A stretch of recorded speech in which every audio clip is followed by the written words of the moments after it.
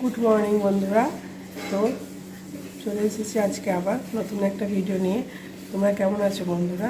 নিশ্চয়ই ভালো আছো। আমি অনেক অনেক ভালো আছি। আর চলো কাজকর্ম সেরে নিয়ে এই সকালবেলা উঠেছি।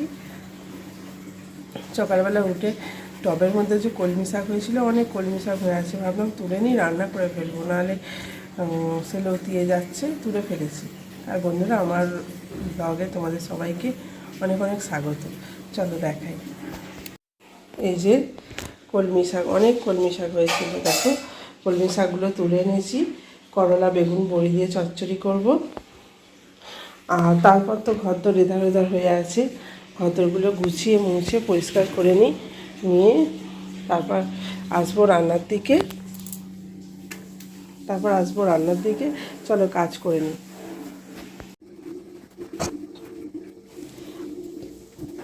আগের দিনে যত জামা কাপড় ছিল সেগুলো সব গুছিয়ে রাখছি, একটা একটা করে গুছিয়ে রেখে আলনা গুছিয়ে নিচ্ছি, নিয়ে তারপর অন্য কাজে যাব।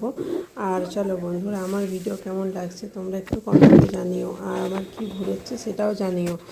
আর আমি সংশোধন করার চেষ্টা করব, যতটা পারবো আমি চেষ্টা করতে থাকবো। আর বন্ধুরা, আমি প্রথম থেকে একা হাতে সংসারের সব কাজ করি, আমার কোনো সাহায্য করার কেউ নেই। আমি নিজে যতটা পারি ততটা সংসারে কাজ করি। আজ তো কাজ করতে করতে পাকা কিন্নি হয়ে গেছি, কিন্তু আগে আমি এসব কাজ করতে একদমই পারতাম না।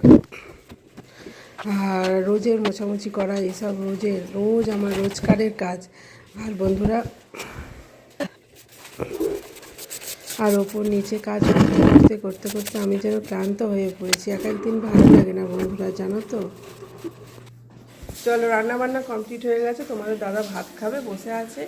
আর ভাতটা দেবো, তার আগে দেখিয়ে দিই কী রান্না করলাম। ভাতটা তো রান্নাঘরে আছে, আর বেগুন ভাজা হচ্ছে। তোমাদের দাদা টিফিন নিয়ে যাবে, বেগুন ভাজা আর রুটি হয়ে গেছে, বেগুন ভাজাটা হচ্ছে, ভাত রান্নাঘরে আছে। শুধু তরকারিগুলো দেখায়। তরকারি দেখো, কলমি শাক হয়েছিল টবে, তো দেখালামই তো, কলমি শাক, বেগুন, করলা, হ্যাঁ এসব দিয়ে একটা তরকারি করেছি। ডাঁটা আছে, সজনে ডাঁটা দিয়ে একটা তরকারি করেছি, তেঁতোর তরকারি। আর হয়েছে এই যে ডিমের ঝোল, ডিম আলু সয়াবিন দিয়ে ঝোল করেছি, ঠিক আছে। এই হয়েছে রান্না আজকে। রান্নাঘরে চলো।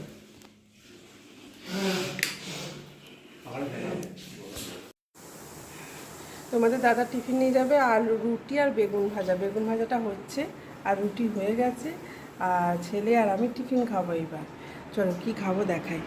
এই যে মুড়ি চানাচুর নিয়েছি, সয়াবিন আলুর তরকারি, ডিম দিয়ে যে করেছি, এই দিয়ে মুড়ি খেয়ে নিয়ে তারপর বাকি কাজ বাকি আছে সব করব। রান্নাঘরে বাসন মাজতে অনেক বাসন পড়েছে, তো তোমাদের দাদাকে বললাম একটু ভিডিওটা করে দেবে, একটু ক্যামেরাটা ধরবে, তাহলে আমি বাসনগুলো একটু মাজতাম। বলে তোমাদের দাদা একটু ভিডিওটা করে দিচ্ছি, আমি বাসন মাজছি। বন্ধুরা, আমি যখন থেকে আমার বিয়ে হয়েছে তখন থেকেই আমি একলা।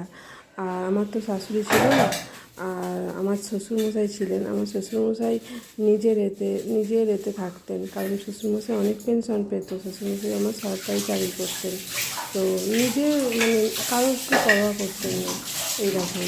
তো যাই হোক, শাশুড়ি না থাকলে আর শ্বশুরমশাই থেকেই বা কী হবে। আর তখন থেকেই এসে থেকে সব কাজ একলা করা, ছেলেকে নিয়ে সামলানো, পড়ানো, স্কুল পাঠানো, সব একা করে এসেছি। আজ এই কাজ করতে করতে আমি ক্লান্ত হয়ে গেছি। এখন আমার মনে হয় আমার ছুটি কবে হবে, আমি নিজেও জানি না আমার ছুটি কবে হবে। তো বন্ধুরা, রোজের কাজ তোমাদের দেখাই, কী আর বলবো। রোজের কাজ দেখানো ছাড়া কী আছে বলো। আমি তো হাউস ওয়াইফ, ঘরের মধ্যেই থাকি, কোথাও তো বেরোই না যে তোমাদের কাজ দেখাবো।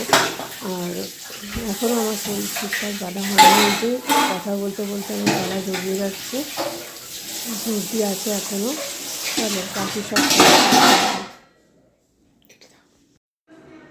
চলো, এখন বাজে দুপুর 1টা, তো খাওয়া দাওয়া করবো। তার আগে দেখাই, জমিতে পাট শাক তুলছিল, আমাদেরই আর কি, জমিতে পাট শাক তুলছিল, তো পাট শাক এনেছি, কালকে রান্না হবে, আজকে আর হয়নি।